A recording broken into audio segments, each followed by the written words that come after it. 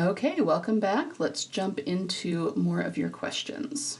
Book Queen rules. Hey, how are you? I'm wondering what you make of this. So this is more on the modern warfare thing. It's very strange that Daryl, who has had nothing to do with the CRM, gets that uniform. Ooh, is this a CRM uniform? I didn't even notice that. Okay. I don't play the game, but I'm told that Rick did not have a CRM uniform when he and Michonne were playable before The Ones Who Live. I'm wondering if Daryl will have some contact with the CRM spies General Bill mentioned, and he said were planted around the world. Don't you think it would make sense for Beth to be connected to one of the groups, especially if all the hints and callbacks to Beth we got in the Ones Who Live? Yeah. Okay, so I was not aware of this at all. This is super interesting. And you know what? Galadriel Jones is probably going to... I'll have to tag her in this because she's going to have something to say about this. Yeah, I mean, that definitely... If this is supposed to be a CRM uniform, then... And you guys... Okay, I didn't even notice that before because it wasn't zoomed in. Look at this picture. He's holding the gun, and it says, "Hope is not lost." It's actually written on the gun.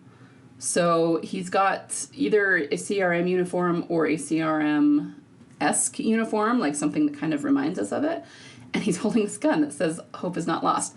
And obviously, I mean, as we already talked about, we're relating that to Beth, but that also is just another way to relate it. Okay, so that, have I talked about that? I don't think I have. So a trailer came out that shows this shot of Isabel kind of hovering over Daryl, and the carolers freaked out and said it was like a sex scene between him and Isabel, which it is not. But in fact, we're pretty sure that that scene, I'll try and find a picture of it, is the one at the end when the leak happened, when she's dead. So this is probably not even really her. This is like a hallucination of Isabel or ghost Isabel, however you want to look at it. But she says, "Bet on hope." So the other thing is, I don't know, I feel like there's got to be something specific they're talking about when they talk about hope, and I'm sure we'll find out what it is in season 2. But it's like, obviously just in general, you want to bet on hope in terms of humanity and coming back from the apocalypse and the zombie virus and all of that. But it's like, it seems almost repetitive to say that because, of course, you know, I mean, Daryl isn't one who loses hope in general. He always keeps going. So if she's telling him, "Don't give up, bet on hope," then there's got to be something specific they're talking about that is bad, that, you know, she's worried is going to make him give up hope, and she's saying, no, don't give up hope. So anyway, maybe that is what is going to lead him to the CRM or the CRM spies, or, you know, everything you're talking about here where we think he's going to encounter Beth. And I know that Galadriel Jones did a lot of theorizing about what Major General Beale was saying. Again, we just don't know the details because they continue to be pretty vague about the CRM, even with everything we got about them in The Ones Who Live. They're still, it reminds me a lot of how they handled Grady, because it's like we're watching it and somebody's there, you know, meaning Beth. So you would think that we would know what was going on, but there's so much they don't tell us. There's so much going on in the background that we are just left to infer what is going on. And that's kind of how I feel about the CRM, because they're showing it to us and they seem to show that Rick and Michonne like made peace with them and everything's good now. But Beale talked about spies, like you said, and then they have so many goods that they could not possibly be growing, that they would have to import from other places. Meanwhile, you have Daryl on a boat that's going over to Europe, right? So this is just a huge organization with a lot of ties in a lot of places. And that is why I think that they're going to run into someone or something that is going to end up leading to Beth. So yeah, thank you for sending this in. Like, I would not have noticed that detail, any of it. And that is super, super interesting. So I hope that's the case. That would make sense. That, you know, we needed to get The Ones Who Live so that we could kind of get that background for other things that might be going on with the CRM. And then moving forward, we'll see Daryl run into them. And also remember that in Diverged, when he is out by himself and his bike breaks and then he has to fix it, he runs into several walkers that are like dressed in military uniforms, and he's walking along railroad tracks and he kind of fights with them a little bit. And I think all of that is a foreshadow of what they were going to, at that point, what they were planning to put into the Daryl Dixon spinoff. And I don't think we've seen much of it yet. You could argue that he met Cadron and they fought, and, you know, but at the same, and he was kind of military. and Jeanette is kind of, her organization is quasi-military, but at the same time, I think that there's a lot more fulfillment that needs to come for what we saw in Diverged, and we haven't seen it yet. So this whatever he's got to encounter moving forward could be it. So yeah, anyway, super cool, super interesting. Thank you so much for sending that in. All right, next one. Atrum Regina Blue. I hope I'm saying that right. Hi, so in S10, when Daryl comes back from Meridian, he sees Connie is back and drops a basket of apples. This always jarred me. Daryl doesn't just drop stuff, and especially food like that. Why did he have such a reaction? What does the apple symbolism mean here? He could have been eating an apple and dropped it. A whole basket seems excessive. Also, would love to hear your thoughts on Norman and Melissa Clip on Twitter talking about season 3 E1 flirting. I actually really loved that interview. Okay, so I've done a lot of posts about this in the past, and I'm probably not going to be able to get into quite as much depth as I have in other places, but we see the apple symbol usually, so we see both red and green apples. And it is my belief that when we see red and green together, it represents death and resurrection. Death is represented by red, resurrection is represented by green. And when we see them together, we are looking at, a sequence when one of the characters is believed to be dead, and then we see them resurrected. The apple symbolism, we've seen it a lot. We have seen it all over the place. And I do think that the apple itself, it kind of represents resurrection, but it also represents an arc where two characters are away from each other for a long time. Like there's a separation and then it's followed by a reunion. So, for example, we saw in, what episode was it? I want to say it was 614. No, maybe it was 15. Anyway, it must have been 15 because it was after Denise died, but it was before Negan showed up. Anyway, Rick and Michonne wake up together at Alexandria, and they both take a bite of an apple. You guys remember that? And for a long time, we did not know what that meant, but it was very obviously put in intentionally. And I believe that it was a foreshadow. This is why I don't believe them when they say that they decided that Rick was leaving the show half a season before. They knew back in season 6 that was going to happen. And both of them eating the apple was to show that they would be separated for a long time. But the apple also suggests that at some point they will come back together, which they did. We've now seen that play out in the show. Rick was taken to the CRM. They were separated for a long time. She thought he was dead. That's another big part of the apple theory is believing that they are dead or might be dead. The other thing that this comes from, and I'm not sure if this is where Gimple got it and what he's going for, but think about Snow White. She eats the apple, which is given to her. It's a poison apple given to her by the evil witch, and it is believed that she is dead. They put her in a glass coffin, but when the prince comes and kisses her, of course she, quote unquote, is resurrected and lives happily ever after. So you could say that is true in Rick and Michonne's story because they did believe he was dead for a long time, or at least that he might be dead because they couldn't find him and they couldn't find his body. And then he was resurrected in their estimation because he was believed to be dead, and then he showed up again, right? And then Rick and Michonne got back together, and now they can live happily ever after, all of that. So you might be wondering if then the apple symbolism represents romance. No, it doesn't have to. And I need to go back and find this because I don't remember which episode it was, but I know that at one point we see Aaron eat a green apple, and I almost want to say that Jerry gave it to him, but I'm not 100% sure on that. And I'm not even sure exactly what the symbolism was there. I'd have to go back and look at it again, but clearly Aaron and Jerry are not in a relationship. So we can see it. It's with any relationship. Like I said, I think it really represents more the separation followed by the reunion than necessarily a romantic or platonic relationship. It's not specific to either one. So in terms of Daryl and Connie, I think the reason for it is that they were separated. They were friends, and he thought she might be dead, and he searched for her, and he couldn't find her, and then she shows up there. So it's a big reunion. I think you're saying that you're a little bit disturbed by the fact that it was such a big reaction on his part, but keep in mind, he did much the same thing with Carol at Terminus. So Daryl just, has big emotions, especially when it comes to people he thought was dead and then are alive. So I cannot wait to get to the point where he sees Beth. But I think that's really what it was about. And the other thing I will say, too, is that Connie was most definitely used as a proxy for Beth. The fact that she went missing, the fact that there was a freaking bird cage in the cave where she disappeared, and we had a bird cage in Beth's cell. She took care of dog a lot, which is serious symbolism. At one point, she brought the dog back to Daryl on the beach and said, "It looks like you lost something."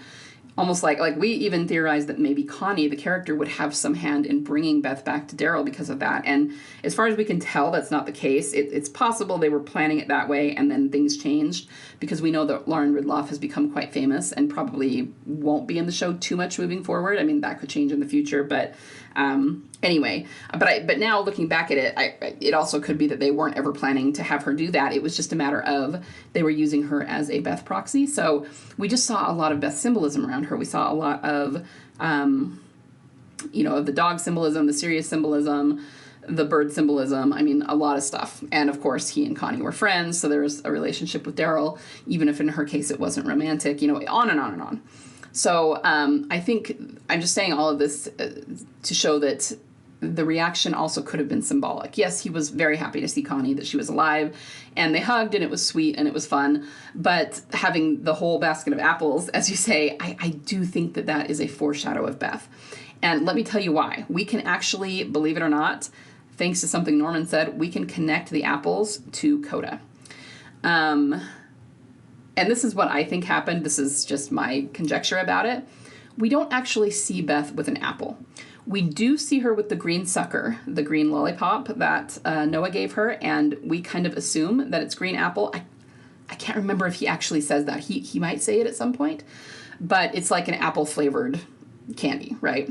But we don't actually see her eating an apple. I think we might see some apples in the cafeteria, but again, it's not like in a big way we see her taking a bite of an apple or anything like that. But I think that you do have the green apple lollipop, and that's how they worked it into the plot. But I also think they wanted a little bit more of an on-the-nose way to tell us about the apple symbolism, because it wasn't as heavy-handed in the show as either they wanted or as they could make it be. I don't know.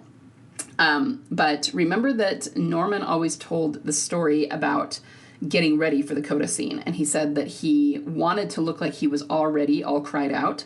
So he sat on an apple crate outside the hospital, and he cried and cried and cried and cried and cried before going to do the scene, because he wanted his eyes to look like red and puffy and to look exhausted and all of that. And guys, there was no reason for him to tell us that. It's not something we needed to know in the show, and we certainly didn't need to know that he was sitting on an apple crate. What does that have to do with anything? He could have just said he sat outside the hospital, or he sat on a crate, or he sat on a chair, or whatever. He sat on a dumpster. I mean, he specifically told us that. And I do believe that story, that he was specifically told to tell that story. I'm not saying that didn't happen. In fact, we have a picture of him sitting outside the hospital that may well have been that. But I think that it's one of these things where the writers, Gimple, he was the main showrunner back then, wanted him to tell a story to work the apple symbolism in. So he told a true story of how he got ready for the scene, but he worked in that he was sitting on an apple crate as a way to bring the apple symbolism to sort of tell us without telling us that it's important to Grady. So the point is, the apple symbolism can be traced back to Beth. And so it's very possible that this reaction he had with Connie was symbolic of what his reaction will be when Beth shows up, when he sees her. So yeah, I hope that answers your question.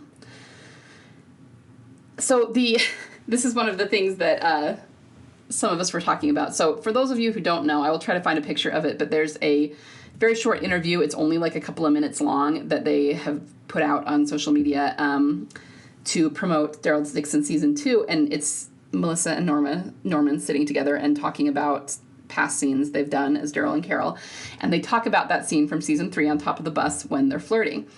And I actually thought it was really funny because they're both being a little bit self-deprecatory about their characters. So, for example, Norman says, he's talking about how Carol's kind of hitting on Daryl, and he's like, yeah, Daryl has no game there. Like, he has no idea what's going on. He's not responding to it. And, you know, if he had any kind of game, then maybe he would have taken her up on that. And so he's just kind of making fun of his character and being goofy about it. And then Melissa says something about, this is one time that we saw that Carol's mind was in the gutter. And I actually think it's funny because Norman, like, starts laughing really hard when she says that. But anyway, a certain ship who is quite salty right now because of Zabel's comments, really had a reaction to this. They were angry about it, not because of anything they were talking about in the interview, but because, like, they're saying, well, Zabel just said that we're not going to get a romance, and why are they now talking about Daryl and Carol flirting in, like, what you could probably see as one of that ship's iconic scenes that they believe was romance between Daryl and Carol. So they were angry about it. They feel like it's like gaslighting them. But for me, I thought it was funny, and I thought it was cute, and I mean, they're, in a way, this to me is just another way to reinforce that it's not romantic, and it's that they're dealing with a scene that could be construed that way head on, you know, and they're having the actors laugh about it and kind of be silly about it as a way to say, yeah, that was funny, and yeah, that's not happening. You know what I mean? I mean, on a more serious note, you could bring it back to the fact that they usually don't spoil things like that. So if it was going to be Daryl and Carol being romantic, I don't think they would do this interview. So just the fact that they are talking about it, it's because that's not where they're going with it. So they're willing to talk about that. You know what I mean? I don't remember if I had any other thoughts about it. Hold on one second. Okay, I had to go back and look at our conversation about it and see if there was anything else I thought. But there really wasn't. I mean, that's the gist of it. And all of us were kind of in agreement on it, that it's just a way. It is a fun moment for the characters. It's sort of an OG moment, iconic moment. And, you know, like I said, I thought it was kind of funny to see them joking around about it. The other thing that I cannot help myself but mention is just the way that I always say that I've read that scene, which is just them, it's the writers addressing the idea of Carol and Daryl being romantic. Not that they were going to make them romantic, but just saying, we understand that this could possibly be a thing if we wanted it to be, and that the fans are wondering about it, but this is us shutting it down. And then it's very, very, very significant that right after that, so they do their little want to screw around, and he says stop, and they jump down off the bus. It is seconds after that we see Beth around the fire singing, and Daryl is staring at her. So it's like, okay, they're telling us through the body language, through what's going on in screen, that it's not going to be Daryl and Carol. Daryl is looking at Beth. It's going to be them. Okay, and that was the beginning of season 3. So anyway, that's what I have to say about that. It was a fun little promo, and I'll see if I can find the URL for it. I always tell you guys I'm going to leave URLs in the show notes, and a lot of times I forget, so I'm sorry about that. But I'll try to find it and put it in there, and that way you can watch it for yourself if you want. But like I said, it's like this little 2-minute clip. It's not even that big of a deal, and I just thought that it was kind of a fun way to promote the Daryl and Carol season. So, all right. Okay, this is the last one I currently have. Could the Skybound edit be symbolic of Isabel's story? Skybound edit. I assume you mean the one where I talked about it in a recent video that showed, what did it show? It showed Daryl and Rick, you know, in 416, and Rick said, it's not on you, and then it showed Maggie and Glenn in the tower at the prison. I assume that's the edit you're talking about. If I'm thinking of the wrong one, go ahead and write in again and let me know. Could it be symbolic of Isabel's story? Yeah, I think it could be. So I said before that the best I could come up with was that in each of those scenes, we have someone, one half of a couple that is lost. So we had, you know, we saw Lori's death, we saw Glenn and Maggie, and obviously Glenn is now dead. And then we saw the scene where Rick asks Daryl about Beth and if she's still alive. So, I mean, I suppose you could say that it's about Isabel because we do know that she's dying. On the one hand, people might interpret that as Daryl and Isabel being romantic. And again, it just really depends on how you look at it, because I've said before, even if they go somewhere with them. We know she's dying. We know she's not going to be his long-term love interest, so it would be very superficial and it wouldn't even really get off the ground before she dies. But, you know, one of the things we see in that edit is Lori, and I've said before, I don't think Lori was Rick's soulmate, Michonne is, but they still did have a romantic relationship, so Lori was kind of Rick's Leah in a way. So yeah, I mean, I guess you could interpret it that way, that maybe it's about Isabel and the fact that he's going to lose Isabel. I talked about before, too, in a recent video about how they keep talking about this hope, you know, bet on hope and hope is not lost, and how I think that must pertain to something specific. So I'm almost wondering if showing the scene, because we don't actually, in that edit, we don't actually hear him ask about Beth. The only line of dialogue we get in that Rick and Daryl scene in the edit is Rick saying it's not on you. So I wonder, too, if we're going to be dealing with, or rather, Daryl is going to be dealing with a lot of guilt about something, and it might be about Isabel's death. And in a way, that would make sense, because I've talked about before, based on the leaked script, the leaked pages, he mentions Merle and Beth and Glenn, and those are the three people whose deaths he feels the most guilty about. So it would make sense to lump Isabel in with them, given what we know of that scene. So yeah, I mean, again, it's just all about how you interpret it, but that very well could be. But I just want to say that if that is the case, and that is what they're going for, it doesn't necessarily mean romance between Daryl and Isabel, any more than it meant romance between Daryl and Glenn, or Daryl and Merle, right? It's more about his guilt. So yeah, I think that's an interesting interpretation. So, all right, guys, I'm going to call it there for today. I've run a little bit over, but I will be back soon. And, you know, not too many more days until season 2 gets here. I'm very excited. All right, talk to you later.